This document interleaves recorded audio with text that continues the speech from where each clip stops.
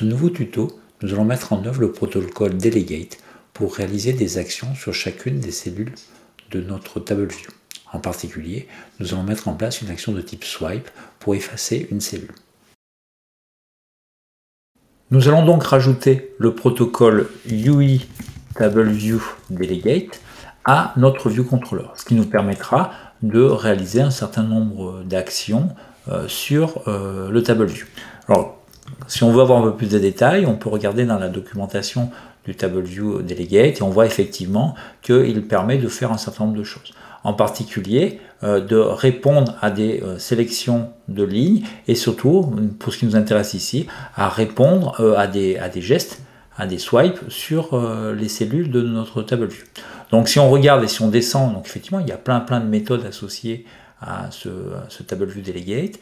On va pouvoir en particulier trouver ces deux fonctions qui permettent de faire une action de type swipe, soit leading, soit trailing, soit donc de gauche à droite, soit de droite à gauche. Et c'est effectivement celle-ci qui va nous intéresser ici. Contrairement au protocole data source, ici, une fois que j'ai rajouté mon protocole TableView Delegate, je n'ai pas de fonction spécifique obligatoire à rajouter. Toutes les fonctions que je peux rajouter, c'est des fonctions qui sont optionnelles et qui sont liées à ce protocole Delegate. Donc, ma fonction, je l'ai dit, c'est celle-ci, Trailing Swipe Action Configuration, or out, et donc je dois écrire le code qui va effectivement prendre en charge le swipe de gauche à droite. Donc, que me renvoie cette fonction? Cette fonction me renvoie une UI Swipe, enfin un optionnel vers une UI Swipe Action Configuration. Donc, ce que je vais faire, c'est que je vais créer effectivement une variable qui va s'appeler configuration. Cette variable, elle est de type UI Swipe Action Configuration. D'accord? Et c'est effectivement cette variable que je vais retourner. De quoi j'ai besoin? Quels sont les paramètres de UI Swipe Action Configuration? C'est un tableau d'actions. Parce que bien évidemment, je peux avoir plusieurs actions associées au même swipe. D'accord? Donc ici, je vais en avoir qu'un seul, mais on peut effectivement en gérer plusieurs sous la forme d'un tableau. Donc, à l'intérieur de ce tableau, j'ai quoi? J'ai une UI Contextual Action, donc un tableau de ces actions. Et cette UI Contextual Action que je vais créer, elle a besoin de trois paramètres. Trois paramètres, c'est tout d'abord le style, le titre, et puis un gestionnaire, un handler qui va gérer l'action à exécuter. Ici, moi, je me propose de créer une action qui va permettre de détruire, de supprimer la ligne qui va être sélectionnée, et donc le style, ça va être quelque chose qui va être destructif. Et le titre, c'est bien évidemment le message que je vais afficher lorsque je vais faire l'action. Et puis, il me reste à gérer le Contextual Action Handler en troisième paramètre. Donc, ce troisième paramètre, donc Handler, c'est quelque chose qui va utiliser trois paramètres, une action, une view et un completion handler. J'écris le code et je l'expliquerai par la suite en reprenant la documentation. Okay. Donc ce handler, le voilà, et donc une fois que j'ai fait ça, pardon, il doit me manquer une parenthèse ici. Une parenthèse ici. Voilà. C'est bon, in, donc c'est une closure. Donc qu'est-ce que je vais récupérer? Je vais récupérer, donc ce handler, c'est une closure qui prend trois paramètres, action, view et completion handler, et qui va me récupérer quoi d'abord? Ben, la ligne. Alors on va aller à la ligne, ce sera plus simple. Voilà. Ça on va à la ligne, voilà. Donc je récupère ma ligne, à savoir qui vient d'index pass. Donc là, j'ai récupéré effectivement la ligne qui est sélectionnée. Je vais récupérer, dans mon tableau de données, effacer la ligne correspondante. Donc je fais un remove de la ligne. Je dis que mon completion handler, je lui passe le paramètre true pour dire que tout s'est bien passé. Et puis bien évidemment, si je veux mettre à jour mon affichage, il faut que mon table view, je recharge les données. Si je ne recharge pas les données, qu'est-ce qui va se passer? Il va se passer le fait que l'affichage ne sera pas mis à jour et on aura l'impression que la donnée n'aura pas été effacée. Donc il doit, je pense, me rester suffisamment de fermetures différentes de l'accolade et de crochet, etc. Et puis bien évidemment, qu'est-ce que je dois faire?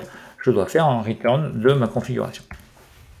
Donc, je pense que je ne dois plus avoir, alors j'ai plus de message d'erreur. Ok. Donc maintenant que j'ai écrit le code, je vais reprendre les différents éléments. Donc je disais que ma fonction TableView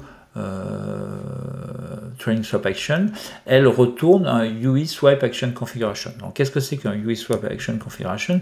Si je vais voir dans la documentation, donc c'est un ensemble d'actions à exécuter lorsqu'on fait un swipe sur les cellules d'une table.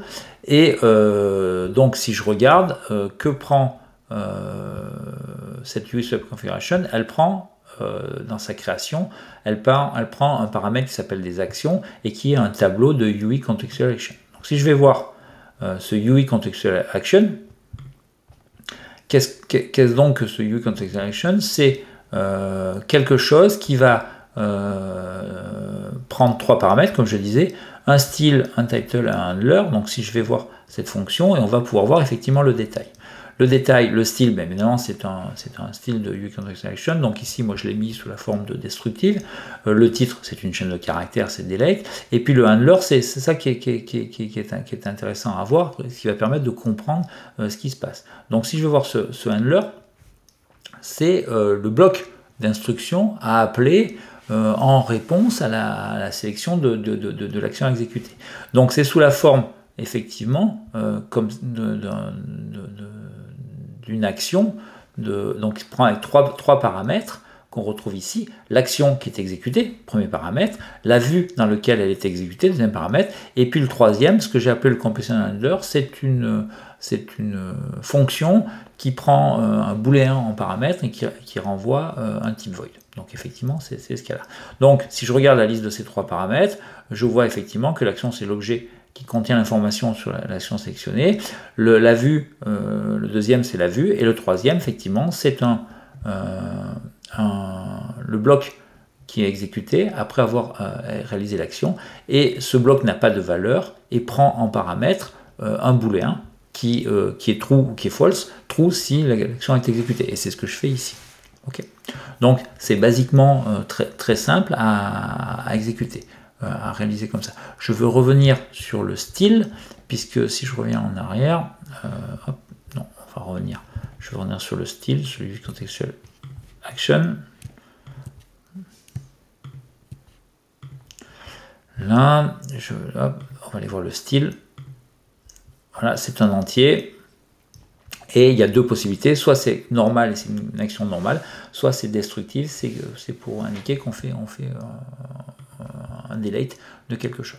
Donc là, j'ai effectivement donc maintenant ma fonction qui va me permettre d'effacer mon élément qui va être sélectionné, associé à ce protocole viewDelegate. Il ne me reste plus qu'en dernier élément à écrire, faire que peopleTableView delegate est égal à select. Si je ne le fais pas, ça ne marchera pas, puisque le protocole ne sera pas géré par le viewController. Maintenant, je peux effectivement compiler mon application, et si je me déplace, bon, tout va bien, et si je fais ça, vous voyez que en faisant le swipe vers la gauche, j'ai le bouton delete qui apparaît. Si je fais un swipe vers la droite, je n'ai rien. Je pourrais créer la même fonction ici, sauf que au lieu que ce soit trailing swap action configuration, ça serait l'autre. Ok, donc si je fais ça, donc je relâche, j'ai le bouton delete qui apparaît. Si je vais jusqu'au bout, l'action est automatiquement effectuée. Donc on voit effectivement que j'efface bien les données au fur et à mesure que j'ai sélectionné l'action. Donc bien attention de ne pas oublier de faire un reload data ici, puisque sinon ça ne marchera pas. Donc voilà, pour ce tutoriel très simple sur l'utilisation du protocole Delegate dans les Table View. Dans la suite des tutoriels, nous intéresserons maintenant à afficher des informations détaillées d'un élément de mon Table View dans une nouvelle fenêtre. A tout de suite.